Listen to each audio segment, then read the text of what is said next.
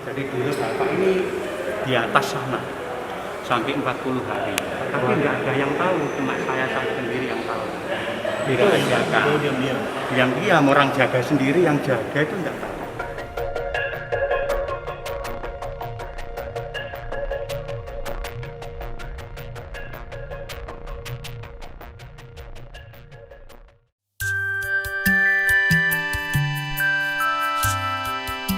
Masjid Sunan Giri Gresik yang berada di kawasan pemakaman Sunan Giri, Kecamatan Kebomas, Kabupaten Gresik, Jawa Timur, menjadi saksi sejarah perjalanan spiritual seorang Lanyala Mahmud Mataliti, Ketua Dewan Perwakilan Daerah Republik Indonesia saat ini.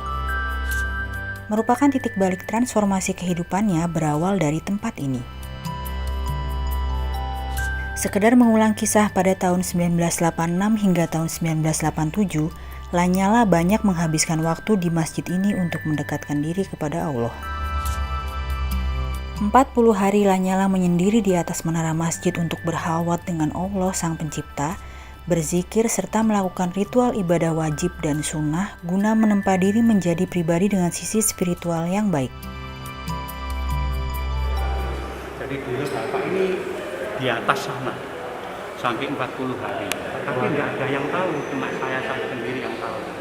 Dirahasiakan. Itu diam-diam. Diam-diam orang jaga sendiri, yang jaga itu nggak tahu.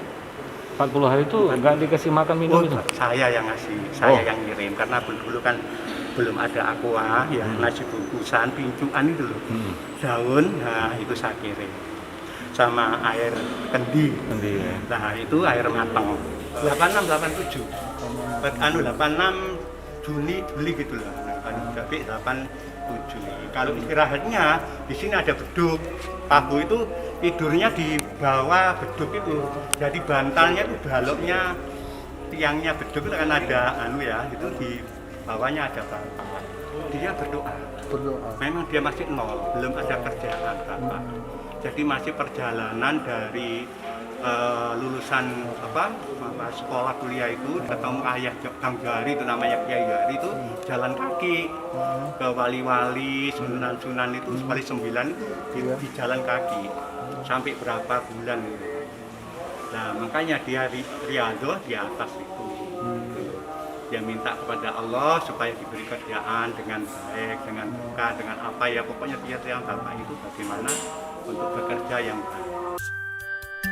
Tak hanya untuk memperbaiki diri sendiri, aura positif yang ia dapat sehingga merangkul para pemuda sekitar pedesaan yang dicap preman oleh warga. Disinilah seolah mendapat tantangan, mengumpul keberanian dengan membimbing para pemuda tersebut agar lebih mendekatkan diri kepada Allah dengan cara perbaiki ibadah. Niat baiknya pun tak berjalan mudah. Apa yang dilakukan sempat ditentang warga karena Lanyala dianggap mempraktekkan ajaran Islam yang menyimpang. Penolakan hingga diusir harus ia rasakan, sehingga ia harus meninggalkan Masjid Sunan Giri untuk jangka waktu tertentu sampai akhirnya ia kembali dan meyakinkan warga sekitar bahwa apa yang ia lakukan semata-mata untuk kebaikan.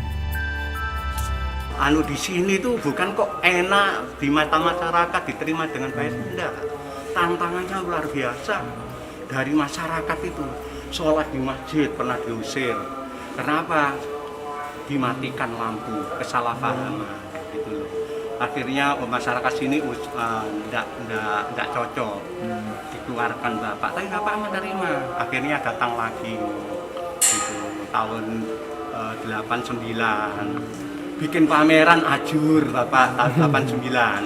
91 jaya Bapak itu. Akhirnya orang sini tahu kalau orang itu benar-benar orang baik, bukan orang preman gitu. Terkenalnya dia Bapak kan orang preman, ya gitu terkenalnya. Nggak tahu membimbing preman gitu loh.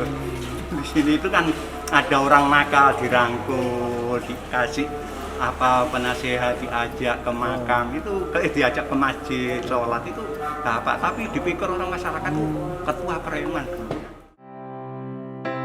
Kisah puluhan tahun itu telah berselang, namun kontribusi Lanyala bagi Masjid Sunan Giri tetap dapat dirasakan. Salah satunya dibangunnya pusat pendidikan agama Islam di area masjid. Bapak itu selalu ke masjid sini gitu. Bantuan Bapak di sini itu bukan ratusan juta loh Pak. Setiap pada bangunan mesti dia bantu.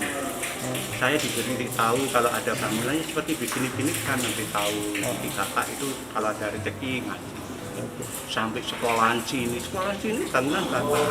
Ya bukan bangunan bapak semua, tapi ya banyak bangunan madrasah Masyudiyah itu banyak sekali. Dan masjid ini bukan 1 juta, 100 juta miliar. Kelasnya bagi saya yang keren, saya yang dipercaya gitu. Tanpa apa-apa, tanpa kwitansi, tanpa apa itu. Saya yang dikasihkan untuk tenang diri, saya serahkan.